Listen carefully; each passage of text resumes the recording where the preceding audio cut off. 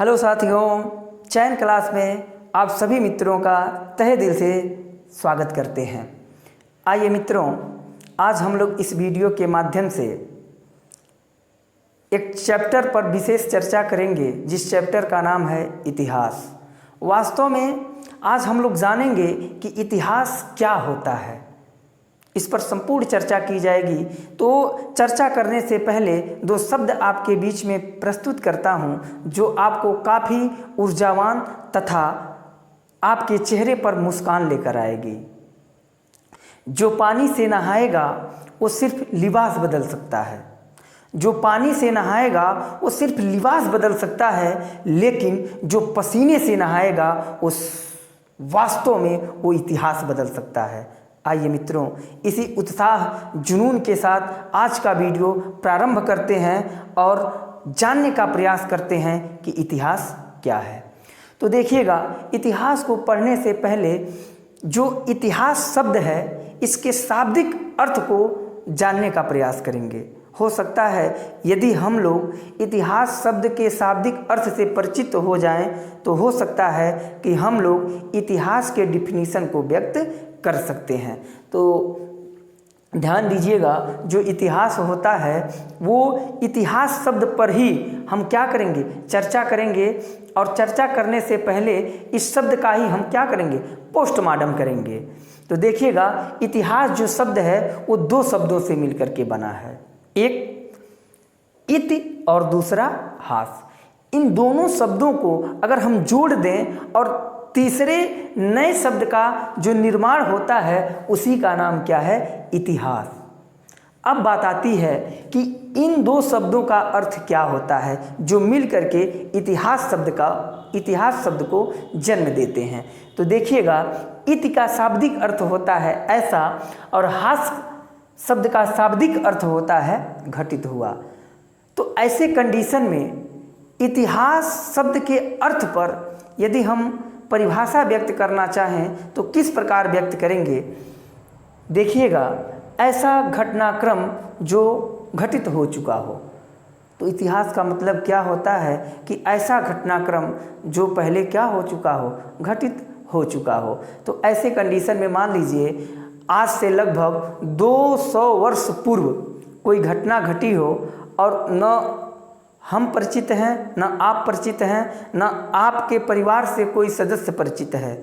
और ऐसे कंडीशन में यदि हम लोग उस घटनाक्रम को जानने का प्रयास करें तो हमें किस माध्यम का उपयोग करना चाहिए।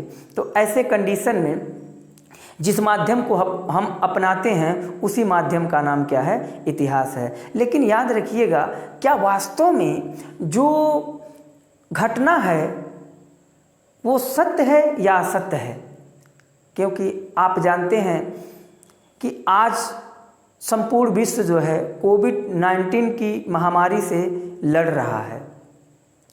ऐसे कंडीशन में मान लीजिए कोई घटना दिल्ली में घटित होती है और आप यूपी के रहने वाले हैं, और वह घटना जो दिल्ली में घटित हुई उसकी जानकारी आप तक पहुंचती है, तो उसका माध्यम क्या होता है, न्यूज होता है, अखबार होते हैं, व्हाट्सएप होता है, फेसबुक होता है, इत्यादि ऐसे साधन हैं जो दिल्ली की जानकारी को आप तक पहुंचाते हैं। लेकिन क्या है कि उनके द्वारा दी गई जानकारी उस घटना के वास्तविक रूप को बताती हो। ऐसा भी हो सकता है कि वो घटना गलत हो, क्योंकि ऐसा देखा जाता है कि न्यूज के माध्यम से जो घटनाएं आती हैं, तो उसमें न्यूज को चर्चित करने के लिए उसमें कुछ और मसाला जोड़ दिया जाता है, जिससे वह घटना का आकार स्वरूप क्या हो जाता है, बदल जाता है।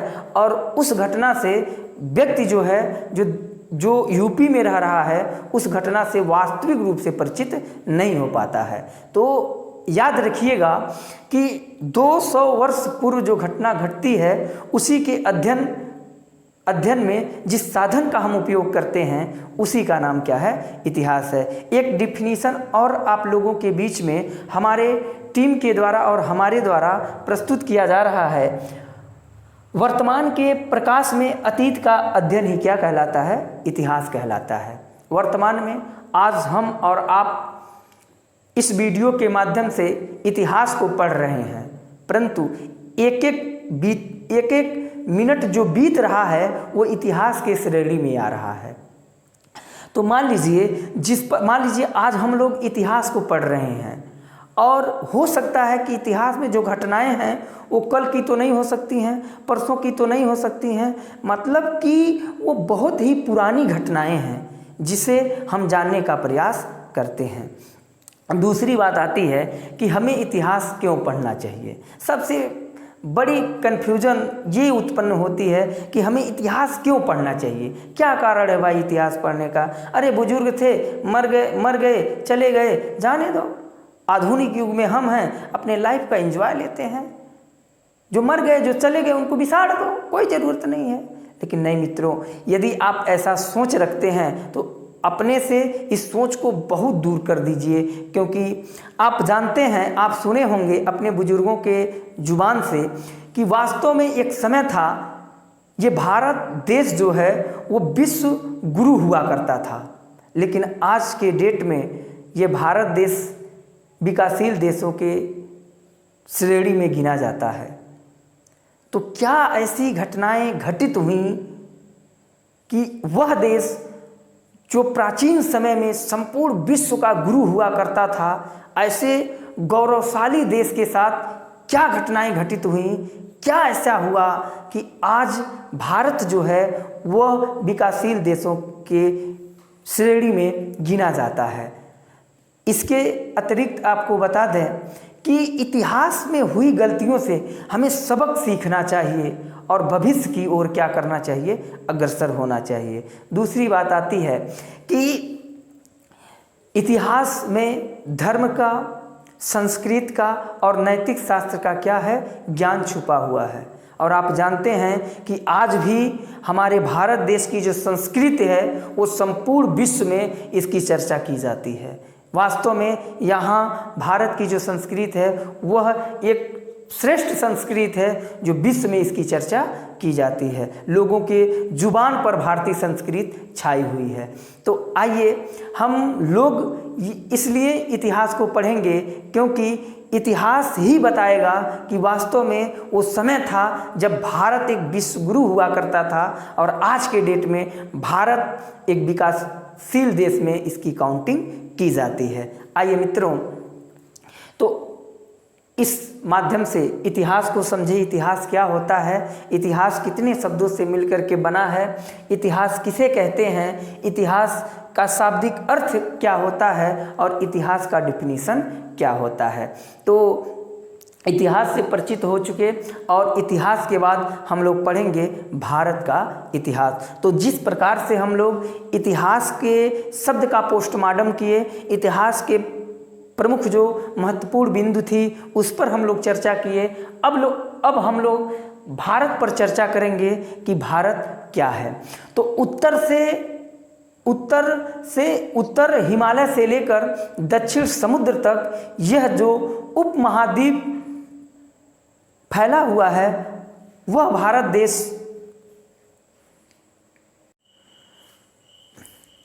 आइए दोस्तों, जिस प्रकार हम लोगों ने इतिहास के महत्वपूर्ण बिंदुओं पर चर्चा किए, ठीक उसी प्रकार से अब हम चर्चा करेंगे भारतीय इतिहास पर। तो भारतीय इतिहास पर चर्चा करने से पहले कुछ बताना चाहेंगे आपको। सर्वप्रथम आपको हम भारत से परिचित कराना चाहेंगे कि भारत क्या है, भारत की अवस्थाएं क्या हैं, अर्थात पहले क्या थी, क्योंकि इतिहास में अक्सर पढ़ने के लिए मिलेगा।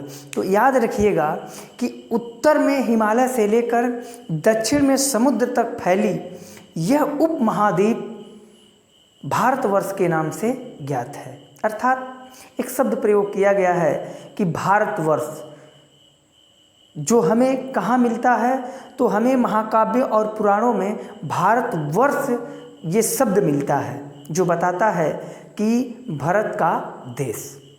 यदि भारत को भारतवर्ष को भारत का देश कहा गया तो भारत में रहने वाले सभी भारतीयों को भारत की संतान की संज्ञा दी गई। इसी प्रकार से क्रम चलता रहा और जब हमारे देश में यूनानियों का आगमन हुआ तो आप जानते हैं कि बहुत ही प्राचीन समय से ही यूनानियों से और हमारे भारत देश से काफ़ी मेल जोल रहा और काफ़ी इन दोनों के बीच में सामंजस्य स्थापित रहा।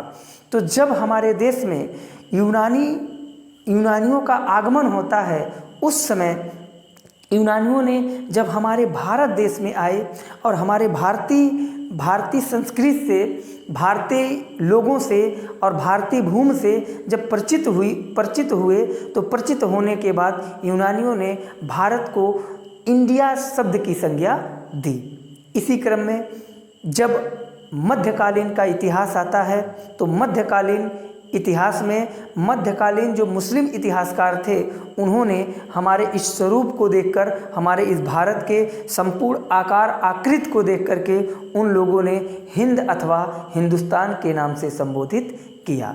इसी के साथ आइए मित्रों, आज तक आप लोगों ने हिस्ट्री को जब भी पढ़ा होगा तो आप लोग काफ़ी उसको रट करके पढ़ा होगा। और आपको बता दें कि हिस्ट्री जो है वो एकदम समझ लीजिए रटना नहीं है। कहाँ तक आप उस चीज़ को रटेंगे, क्योंकि काफ़ी राजाओं महाराजाओं के नाम को याद करना पड़ता है, उनके क्रम को याद करना पड़ता है। ऐसे कंडीशन में भूल जाते हैं, ठीक ना। और सिर्फ इनके नाम से ही नहीं बल्कि कुछ डेट होते हैं, उन डेट को भी याद करना पड़ता है। तो ऐसे कंडीशन में आइए मित्रों, हमारे द्वारा तथा हमारे इस संपूर्ण टीम के द्वारा यही प्रयास है कि इतिहास को और हिस्ट्री को और भारतीय इतिहास को आप लोगों के बीच एक कहानी के रूप में प्रस्तुत किया जाए, जो आज इस वीडियो के माध्यम से आप लोगों को परिचित हम कराएंगे। देखिए दोस्तों, आज हम लोग पढ़ेंगे भारतीय इतिहास की कहानी। भारतीय इतिहास की कहानी को हम क्यों पढ़ेंगे, कहानियों की तरफ क्यों ले जाएंगे, क्योंकि इस चीज़ को एक ऐसे क्रम में सुव्यवस्थित ढंग से इसको प्रस्तुत किया जाएगा। क्योंकि देखिएगा कि अब जो है इस कहानी का प्रारंभ करते हैं। विशेष गौर कीजिएगा विशेष तौर पर कि माना जाता है कि आज से लगभग 13.5 अरब वर्ष पूर्व ब्रह्मांड की उत्पत्ति हुई। अनुमान लगा सकते हैं कि आज हमारी आपकी बाबा दादा की उम्र जो है वो मैक्सिमम 50, 55, 60, 70, 80, 85 वर्ष रही होगी। लेकिन ये तो 100 में काउंटिंग किए जा रहे हैं। और यहाँ पर जो डेट लिखा गया है ये क्या कह रहा है कि 13.5 अरब वर्ष पूर्व माना जाता है कि किसकी उत्पत्ति हुई थी, तो ब्रह्मांड की उत्पत्ति हुई थी। तो यह उत्पत्ति का श्रेय किसे दिया जाता है, तो आप लोग पढ़े होंगे, जब भी आप जियोग्राफी या हिस्ट्री का विस्तार रूप से अध्ययन किए होंगे आप लोग, तो आप लोगों को लगेगा कि वास्तव में ये बिग बैंग थ्योरी का ही यह क्या है, उद्देश्य है, सिद्धांत है। तो आपको बताते चलें कि आज से लगभग 13.5 अरब वर्ष पूर्व जो है ब्रह्मांड की उत्पत्ति होती है। और ब्रह्मांड की जब उत्पत्ति होती है तो अनेक गैलेक्सियों का भी निर्माण होता है। और एक गैलेक्सी का निर्माण होता है जिसे आकाशगंगा की संज्ञा दी गई है, जिस आकाशगंगा में हम, आप और यह भारतवर्ष निवास करता है। उसके बाद देखिएगा, जब ब्रह्मांड की उत्पत्ति होती है तो माना जाता है कि सूर्य का धधकता एक गोला था और वह गोला सूर्य से अलग हुआ। किस कारण हुआ, जब आप बिग बैंग सिद्धांत को पढ़ेंगे तब पूर्ण रूप से आपको उसकी नॉलेज होगी। तो आइए अब देखिएगा कि 4.5 अरब वर्ष पूर्व जो है पृथ्वी की उत्पत्ति मानी जाती है। यहाँ डेट आपको मिला कि 13.5 अरब वर्ष पूर्व जो है ब्रह्मांड की उत्पत्ति होती है। और उसके बाद ब्रह्मांड की उत्पत्ति के तत्पश्चात जो है गैलेक्सियों का निर्माण होता है। गैलेक्सियों के निर्माण के बाद में एक सूर्य से टकराने के बाद सूर्य का ही एक टुकड़ा, धधकता टुकड़ा, जिसकी उत्पत्ति जो है 4.5 अरब वर्ष पूर्व जो है पृथ्वी की उत्पत्ति होती है। जब पृथ्वी की उत्पत्ति होती है दोस्तों, तो पृथ्वी की उत्पत्ति के बाद आप जानते हैं कि यह पृथ्वी जो थी वह सूर्य का ही एक टुकड़ा था। तो आप जानते हैं कि सूर्य में कितनी ज्वाला होती है, अर्थात सूर्य में कितना अधिक ताप होता है। तो जब यह पृथ्वी जब सूर्य से अलग हुई और अलग होने के बाद जब यह आई और आने के बाद इसके अंदर अभी भी ताप उतना ही था जितना सूर्य से जब अलग हुआ था उस समय जितना इसके अंदर ताप था उतना ही अब भी था। लेकिन क्या होता है, जब पृथ्वी की उत्पत्ति होती है तो पृथ्वी की उत्पत्ति के बाद से क्रम धीरे धीरे चलता रहता है और माना जाता है कि पृथ्वी की उत्पत्ति के बाद धीरे धीरे आकाश का निर्माण होता है और आकाश में संघनन क्रिया बनती है और संघनन क्रिया बनने के बाद से कालांतर में बहुत ही भीषण रूप से वर्षा होती है, जिस वर्षा से पृथ्वी की जो ताप था धीरे धीरे वो ठंडा होने लगा और सागर महासागरों का निर्माण भी होने लगा। तो ऐसे में देखिएगा, जब कालांतर में अत्यधिक वर्षा होती है तो ऐसे में सागरों महासागरों का भी निर्माण होता है और स्थल का भी निर्माण होता है। जो 2 स्थलों का निर्माण होता है, एक का नाम पैंजिया है और दूसरे का नाम पैथालासी है। तो ऐसे में 2 भूमि का भी निर्माण होता है। इसी प्रकार से क्रम चलता रहता है और क्रम के बाद से माना जाता है कि महासागरों में सागरों में ही जलीय जीवों का विकास होता है। किस प्रकार से होता है, तो आप जानते हैं कि जो महासागरों में कुछ एटम मिलते थे, जैसे कि कार्बन, हाइड्रोजन, ऑक्सीजन, फास्फोरस, इन सभी से मिल करके एक कोशी जीव का क्या होता है, निर्माण होता है। और उसी समुद्रों में एक कोशी जीव का क्या होता है,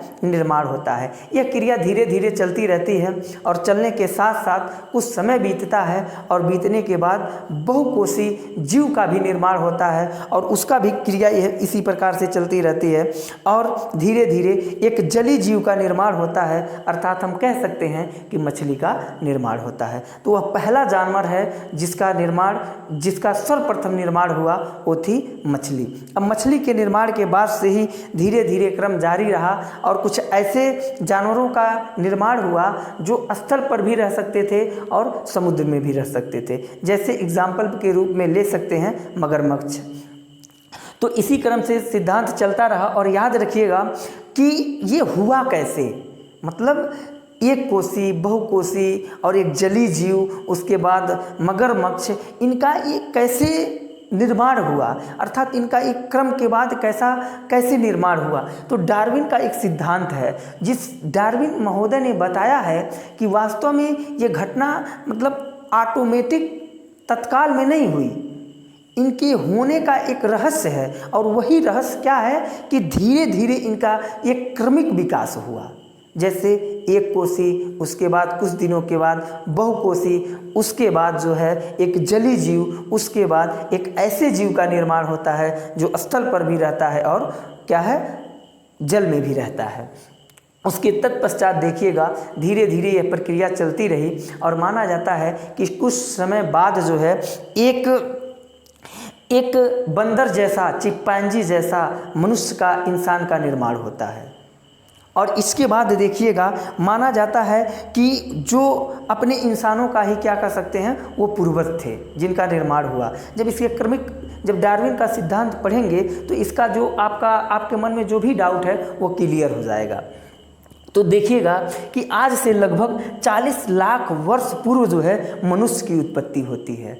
सबसे बड़ी बात, जिस उपलब्धि को हम हासिल करना चाहते थे, जिसे हम जानने का प्रयास करना चाहते थे कि ये क्रम कब तक चलेगा, क्योंकि डेट जो है वो बहुत ही प्राचीन समय की बात को बताने का प्रयास कर रही हैं और हमें मानव को जानना था कि मानव की उत्पत्ति कब हुई। तो दोस्तों, आज से लगभग 40 लाख वर्ष पूर्व जो है मनुष्य की उत्पत्ति होती है और इस पूरे विश्व में मनुष्य की उत्पत्ति आज से 40 लाख वर्ष पूर्व जो है कहाँ होती है, तो ये होती है अफ्रीका महाद्वीप में। और माना जाता है मानव उत्पत्ति का जो श्रेय दिया जाता है, अर्थात मानव उत्पत्ति का जन्मदाता जिसे कहा जाता है, वो है अफ्रीका महाद्वीप। यहाँ पर मानव का क्या होता है कि एक चिंपैंजी जैसा मानव की उत्पत्ति होती है और धीरे धीरे यह क्रम चलता रहता है और चलने के साथ साथ जो है इनका क्रम बढ़ता रहता है और बाद में चल करके ये आदि मानव पूरे विश्व में क्या होते हैं, इनका विस्तार होने लगता है।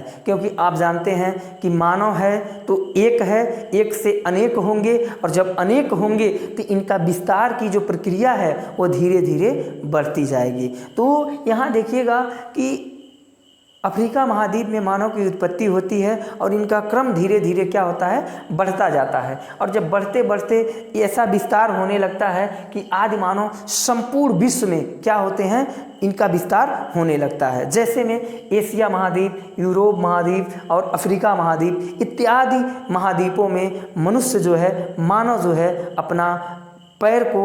अपने पैर को इन महाद्वीपों पर रखता है और अपने विकास के क्रम को लगातार जारी रखता है। इसके तत्पश्चात देखिएगा मित्रों कि जब मानव संपूर्ण विश्व में इनका विस्तार हो जाता है और विस्तार होने के बाद अगला क्रम जो निकलता है वह क्रम है असभ्य मानव। असभ्य मानव क्या था, तो आदि मानव का जब विकास हुआ, जब आदि मानव ने पृथ्वी पर आए तो ऐसे कंडीशन में उन्हें बुद्धि और विवेक का क्या था, अभाव था।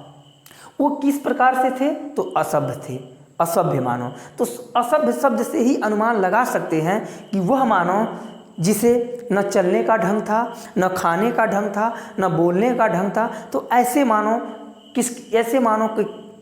को किसकी संज्ञा दी गई, तो असभ्य मानव की संज्ञा दी गई। और इस प्रकार से देखिएगा यह असभ्य मानव इस धरती पर रहने लगा और रहने के बाद जो है इस धरती पर कुछ खूंखार जानवर भी हुआ करते थे और यह असभ्य जानवर अपनी भूख की पीड़ा को मिटाने के लिए उन जानवरों पर वार करता था और उन्हें मार करके उनके मांस को खा करके अपनी भूख की पीड़ा को मिटाता था। तो ऐसे कंडीशन में याद रखिएगा, अगर खूंखार जानवर हैं तो मनुष्य अगर वार करने जा रहा है तो हो सकता है कि वह मनुष्य पर ही वार कर दें। लेकिन ऐसा क्यों नहीं होता है, क्योंकि मानव जो है वह क्या है, पूरा पाषाण काल में प्रवेश करता है। और जब पूरा पाषाण काल में प्रवेश करता है तो ऐसे कंडीशन में देख सकते हैं एक शब्द यूज किया गया, पाषाण। पाषाण मीन्स होता है पत्थर। तो मानव जानवरों पर वार किससे करता था, तो अपने हाथों से तो कर नहीं सकता था, तो किससे करने लगा, तो मानव जो है पत्थरों के हथियार बनाना प्रारंभ किया और उससे अपनी सुरक्षा भी करता था और जानवरों पर वार भी करता था और उन्हें मार करके उनके मांस को खा करके अपनी पीड़ा अपना भरण पोषण करता था।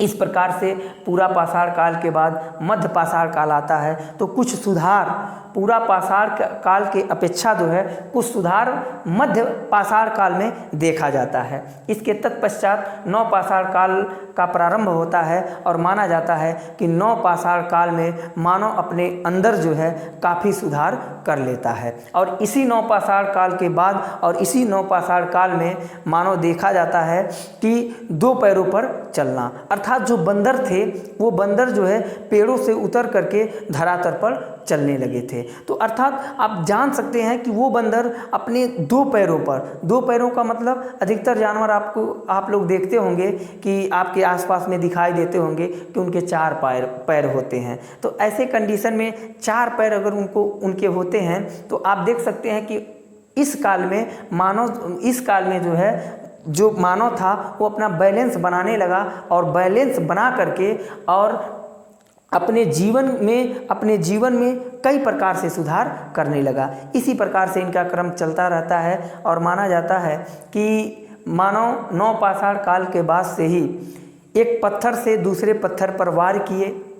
जब वार किए तो वार करने के बाद जिस पत्थर पर वार किए तो माना जाता है कि बहुत से घास पाए जाते थे और उन घासों में जब दो पत्थर आपस में टकराए और टकराने के बाद उनमें घर्षण क्रिया होने के बाद उनसे एक चिंगारी निकली जो चिंगारी जो है घास में जा कर के उसको और भी प्रतिज्वलित कर दिया, अर्थात वहाँ आग लग गई। तो मानव ने देखा कि दो पत्थरों को जब हम आपस में टकराए जब दो पत्थर आपस में टकराए तो इसमें से कुछ चिंगारियाँ निकली जो जा करके आग का निर्माण करने लगी। तो इसी युग में भी मानव जो है आग का आविष्कार किया था। यहीं पर मानव का प्रथम बुद्धि और विवेक की झलक देखी गई थी, क्योंकि आप जानते हैं कि यह क्रिया जो है एक जानवर नहीं कर सकता है, इसलिए मानव की प्रथम बार अर्थात पहली बार यहाँ पर मानव के बुद्धि और विवेक को देखा गया। उसके बाद आइएगा साथियों, क्या होता है कि धीरे धीरे यह क्रम जारी रहता है और जारी होने के साथ साथ मानव आगे चल करके पहिए का आविष्कार करते हैं और पहिए के आविष्कार करने से उनको क्या मतलब उपलब्धियां होती हैं, तो उनको एक स्थान से दूसरे स्थान तक आने जाने में एक साधन का भी प्रयोग करते थे और साधन का प्रयोग करने में उनमें काफ़ी सुगमता मिलने लगी और सुगमता मिलने के बाद इसी नौ पाषाण काल से ही मानव जो है वो क्या करने लगा, खेती का काम भी करने लगा। तो आप अनुमान लगा सकते हैं कि अब जिस मानव को न रहने का ढंग था, न खाने का ढंग था, न चलने का ढंग था, ऐसा मानव अब जो है खेती कर रहा है और खेती करके अपनी भूख की पीड़ा को मिटा रहा है। तो ऐसे में एक बार जो है मित्रों, एक बार हम रिकॉल कर लेते हैं, जिससे हमारी जो पूर्व ज्ञान है उसमें भी रिवीजन हो जाएगा, जिससे इसका जो भी बेसिक कंसेप्ट रहेगा वो क्लियर हो जाएगा। तो ऐसे में देखिएगा, ब्रह्मांड की उत्पत्ति कब होती है, तो ब्रह्मांड की सर्वप्रथम उत्पत्ति होती है, कब होती है, तो 13.5 अरब वर्ष पूर्व जो है ब्रह्मांड की उत्पत्ति होती है, गैलेक्सियों का उत्पत्ति होती है और गैलेक्सियों की उत्पत्ति के बाद सूर्य तारा से एक धधकता हुआ टुकड़ा निकलता है और वही टुकड़ा आगे चल करके पृथ्वी की उत्पत्ति करता है। तो माना जाता है कि 4.5 अरब वर्ष पूर्व में पृथ्वी की उत्पत्ति होती है और पृथ्वी की उत्पत्ति के बाद से मानो क्या है कि धीरे धीरे क्रम जारी रहता है और यह जो है बादलों का निर्माण होता है। बादलों के बाद से जो है माना जाता है कि वर्षा होती है। वर्षा होने के बाद से मतलब सागरों महासागरों का निर्माण होता है और कुछ स्थलों का निर्माण होता है, जो आप लोग जियोग्राफी में पढ़े होंगे कि पैंजिया और पैथालॉसी का निर्माण होता है। तो ऐसे में मानव का क्रम धीरे धीरे यह प्रक्रिया बढ़ती रही और माना जाता है कि उन्हीं सागरों और महासागरों में जो है जलीय जीवों का अर्थात उन्हीं सागरों और महासागरों में कुछ एटम जैसे कि हाइड्रोजन, कार्बन, नाइट्रोजन, फास्फोरस इत्यादि से मिल करके एक कोषीय जीव का निर्माण होता है और लगातार उसका क्रम चलता रहता है और उसके बाद बहुकोषीय का निर्माण होता है और इस बहुकोषीय के निर्माण के बाद से भी वही प्रक्रिया धीरे धीरे चलने लगती है और चलने के साथ साथ आगे चल करके एक जलीय जीव का निर्माण होता है, अर्थात हम कह सकते हैं कि मछली का निर्माण होता है। तो वह पहला जीव था, वह पहला जानवर था जिसकी उत्पत्ति समुद्रों में मछली के रूप में हुई थी। अब आइए साथियों, ये कौन कहता है, तो ये डार्विन का सिद्धांत कहता है। अब इसके बाद डार्विन के सिद्धांत के बाद से ये प्रक्रिया चलती रही और माना जाता है कुछ समय बीतने के बाद बंदर जैसा एक चिंपैंजी जैसा इंसान का, मनुष्य का जन्म होता है, जो हमारे पूर्वजों का, जो अपने ही इंसानों के पूर्वज हुआ करते थे, ठीक ना, उनका निर्माण होता है। तो माना जाता है इस प्रकार से क्रमिक विकास चलता रहता है और 40 लाख वर्ष पूर्व जो है मनुष्य की उत्पत्ति होती है और मनुष्य की उत्पत्ति के बाद से मनुष्य की उत्पत्ति कहाँ होती है, तो अफ्रीका महाद्वीप में होती है। इसलिए मनुष्य की उत्पत्ति का श्रेय अफ्रीका महाद्वीप को दिया जाता है और अफ्रीका महाद्वीप में मनुष्य की जब उत्पत्ति होती है तो धीरे धीरे इनका विकास बढ़ता रहता है और बढ़ने के साथ साथ आदि मानव संपूर्ण विश्व में अपना विस्तार कर लेते हैं, जैसे एशिया, यूरोप, अफ्रीका इत्यादि महाद्वीपों में इनका आगमन हो जाता है। ऐसे कंडीशन में मानव की जो उत्पत्ति होती है, जब मानव आते हैं तो संपूर्ण विश्व में बिखरने के बाद जो है जो मानव धरती पर